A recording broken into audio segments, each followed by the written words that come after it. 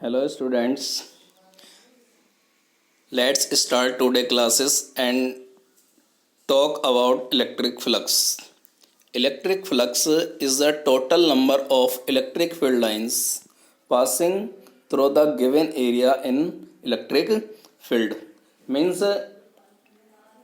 suppose it is a electric field and there is a surface of area a vector in it. Then total number of field lines passing through this area is called electric flux. It is equal to the product of an area element and the perpendicular component of E integrated over a surface. इसका मतलब क्या है कि कोई electric field E है जिसमें area A vector दिया हुआ है, तो इस एरिया वेक्टर से पास होने वाला इलेक्ट्रिक फ्लक्स जो होगा वो इस डेफिनेशन के अनुसार होगा phi is equal to E A cos theta, और इसे हम लिख सकते हैं phi is equal to E dot A. तो कंप्लीट सरफेस के लिए इलेक्ट्रिक फ्लक्स है। लेकिन अगर वेरिएबल इलेक्ट्रिक फील्ड हो, मतलब सरफेस के अलग अलग पॉइंट्स पर इलेक्ट्रिक फील्ड अलग अलग हो, तो हम सरफेस को छोटे छोटे एलिमेंट में डिवाइड करेंगे और एक एलिमेंट के लिए इलेक्ट्रिक फ्लक्स निकलेंगे। तो electric suppose small element D A vector है, ये दिया हुआ है, जैसे small element D A vector है, तो इस एलिमेंट से पास होने वाला इलेक्ट्रिक फील्ड कितना होगा इस फॉर्मूले के अनुसार ई डॉट डी ए। लेकिन अगर हमें टोटल सरफेस के लिए निकालना है तो हम क्या करेंगे, इंटीग्रेशन कर देंगे। तो सारी जो एलिमेंट्स हैं सबके कारण हमें इलेक्ट्रिक फ्लक्स ज्ञात हो जाएगा। तो अगर वेरिएबल इलेक्ट्रिक फील्ड है तब कितना होगा टोटल इलेक्ट्रिक फ्लक्स उस सरफेस से पास होने वाला, phi is equal to integration E dot D A.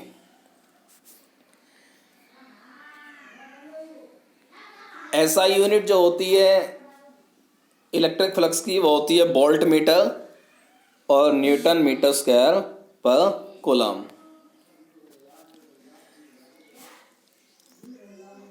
For a close body outward flux is taken to be positive while inward flux is taken to be negative। अगर किसी body से बाहर flux निकल रहा है तो हम फ्लक्स को पॉजिटिव लेंगे, और अगर बॉडी के अंदर एंटर कर रहा है फ्लक्स तो उसे हम नेगेटिव लेंगे। इलेक्ट्रिक फ्लक्स एक स्केलर क्वांटिटी होती है। नेक्स्ट टॉपिक है गॉसेस लॉ, बहुत इंपॉर्टेंट है एग्जाम के नज़रिए से, और लगभग हर साल ये आती है गॉसेस लॉ। अगर ये नहीं आती तो इसके पर एप्लीकेशंस आती हैं, इसकी एप्लीकेशंस आती हैं 3-4 इसकी एप्लीकेशन है। तो ये बहुत इंपॉर्टेंट टॉपिक है एग्ज़ाम के नज़रिए से, इसलिए समझ में भी आना चाहिए और आपको लर्न भी होना चाहिए। तो हम बात करते हैं गॉसेस लॉ है क्या।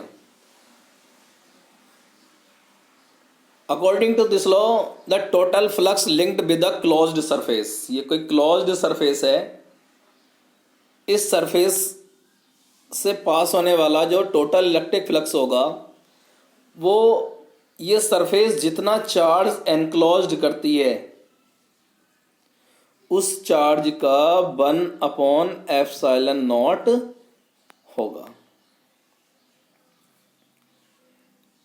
The total flux linked with the closed surface is 1/ε0 times the charge enclosed by the closed surface। तो फॉर्मूला बन गया phi is equal to Q/ε0। Prove करेंगे हम इस बात को कि ऐसा होता है कि नहीं होता।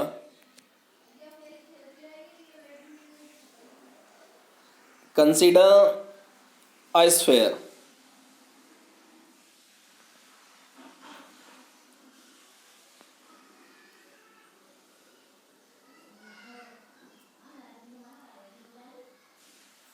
of radius r and point charge q at its center. इस स्फेयर को हमने छोटे छोटे एलिमेंट्स में डिवाइड कर लिया और एलिमेंट्स का जो एरिया है वो ds माना। तो अगर हम एलिमेंट से पास होने वाला इलेक्ट्रिक फ्लक्स निकालेंगे तो अभी हम पढ़ भी चुके हैं, तो कितना होगा D phi is equal to E dot D S.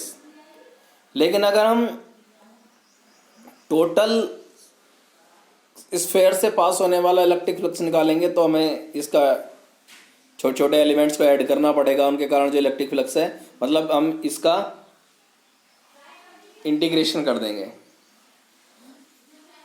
हम ये जो स्मॉल एलिमेंट लिया है हमने सरफेस पर, इस जगह अगर इलेक्ट्रिक फील्ड निकालें तो इलेक्ट्रिक फील्ड हमने पढ़ा है पॉइंट चार्ज के कारण r डिस्टेंस पर इलेक्ट्रिक फील्ड होता है E is equal to 1/4 pi epsilon naught q upon r square.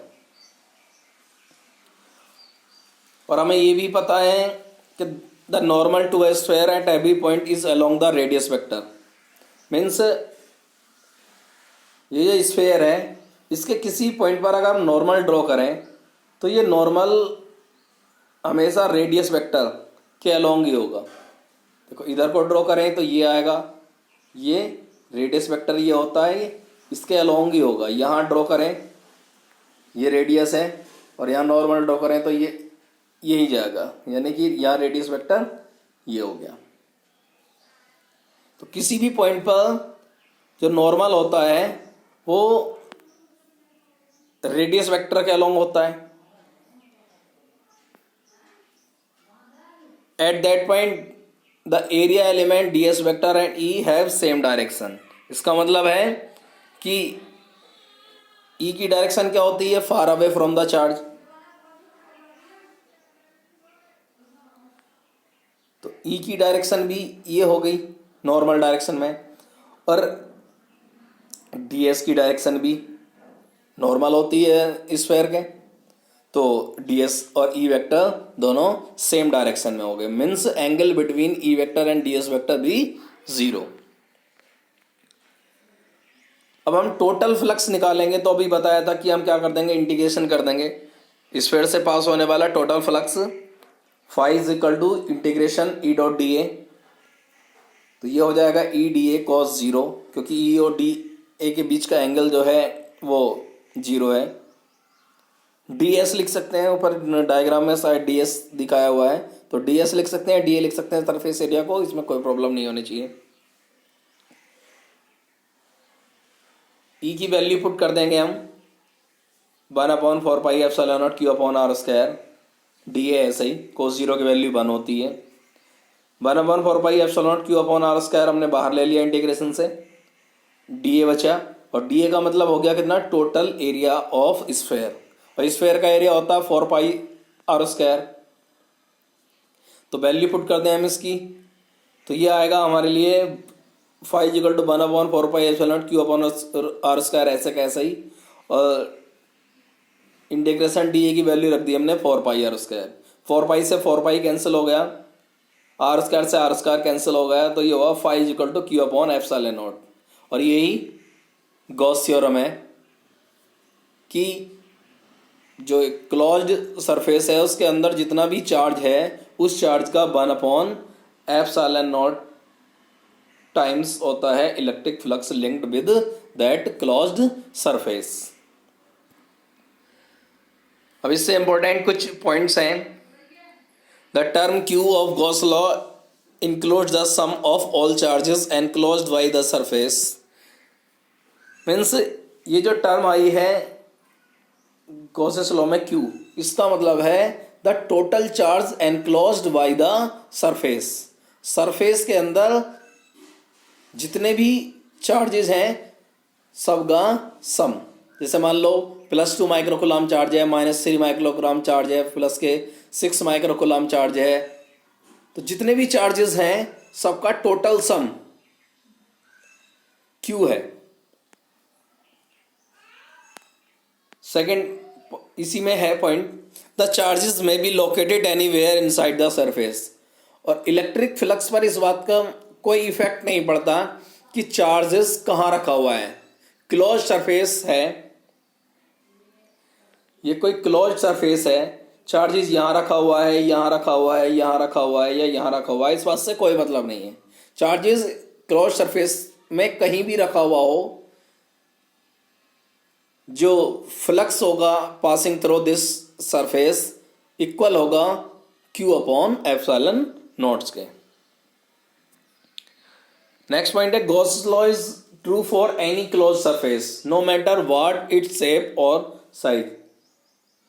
Gauss's law किसी भी शेप के लिए, चाहे स्फेरिकल शेप हो या किसी भी तरह की शेप हो, क्यूब हो, साइज हो, चाहे स्फेयर ये है चाहे इसका साइज कितना भी लार्ज क्यों ना हो, इस बात से कोई इफेक्ट नहीं पड़ता।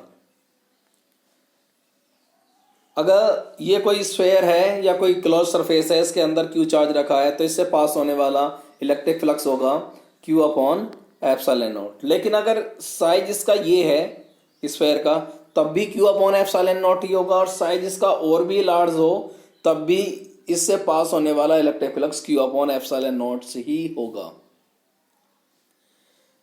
मतलब साइज पर या शेप पर कोई इफेक्ट नहीं पड़ता, बस क्लोज शेप होनी चाहिए और उसके अंदर अगर Q चार्ज है तो electric flux always is equal to Q upon epsilon not.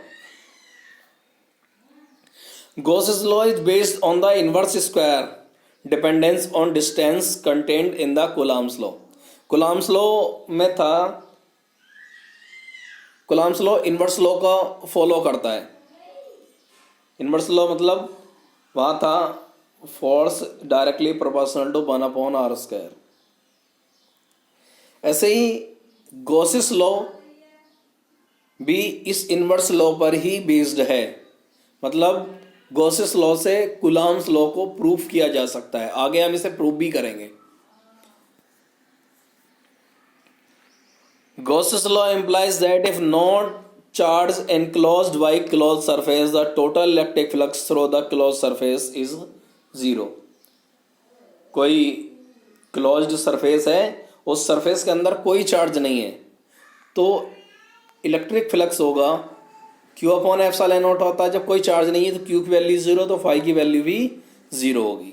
मतलब अगर कोई सरफेस कोई चार्ज इनक्लोज नहीं करती, क्लोज सरफेस के अंदर कोई चार्ज नहीं है, then electric flux linked with that surface always is equal to 0। Suppose there is a dipole enclosed by a close surface. Plus Q charge है डायपोल पर, ये माइनस Q चार्ज है, opposite charge होते हैं, same charge होते हैं, तो इससे पास होने वाला इलेक्ट्रिक फ्लक्स 0 होगा। क्यों? क्योंकि नेट चार्ज कितना होगा इलेक्ट्रिक डायपोल पर? नेट चार्ज मतलब total charge plus Q minus Q, एक प्लस Q चार्ज होता है माइनस Q, नेट चार्ज हो गया 0। जब नेट चार्ज 0 हो गया तो फाई कितना हो जाना चाहिए? फाई जो इक्वल होता है Q अपॉन Q होता है total charge upon epsilon naught, और टोटल चार्ज कितना हो गया enclose by this surface 0 upon epsilon not, तो फाई भी कितना हो जाएगा 0 हो जाएगा। तो अगर इलेक्ट्रिक डायपोल, एक इलेक्ट्रिक डायपोल 2 3 4 5 कितने भी इलेक्ट्रिक डायपोल्स रखे हों किसी क्लोज सरफेस के अंदर, उससे कोई भी फ्लक्स पास नहीं होगा। Next, Gaussian surface, the surface that we choose for the application of Gauss law. Gauss law की एप्लीकेशन के लिए हम जो सरफेस चूज करते हैं, गॉस लॉ को एप्लीकेबल करने के लिए हम जो सरफेस चूज करते हैं उस सरफेस को हम गॉसियन सरफेस कहते हैं। ये सरफेस स्फेरिकल हो सकती है, सिलेंड्रिकल हो सकती है, या किसी और टाइप की भी हो सकती है। यूज क्या है सरफेस का? This surface is use to find electric field and potential at any point due to charge distribution. Sphere है, लीनियर चार्ज है, किसी भी तरह का चार्ज डिस्ट्रीब्यूशन है, उसके कारण किसी पॉइंट पर इलेक्ट्रिक फील्ड या इलेक्ट्रिक पोटेंशियल निकालना होता है, तो हमें गॉसियन सरफेस की जरूरत पड़ती है।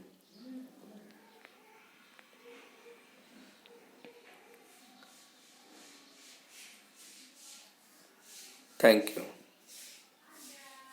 इस लेक्चर में इतना ही।